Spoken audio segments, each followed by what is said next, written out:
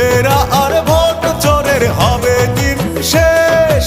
আসবে আবার শহীদ জিয়ার স্বাধীন বাংলাদেশ। স্বৈরাচার রবে না, রাতের ভোটার হবে না। স্বৈরাচার রবে না, রাতের ভোটার হবে না। দেশের মানুষ ফ্যাসিবাদ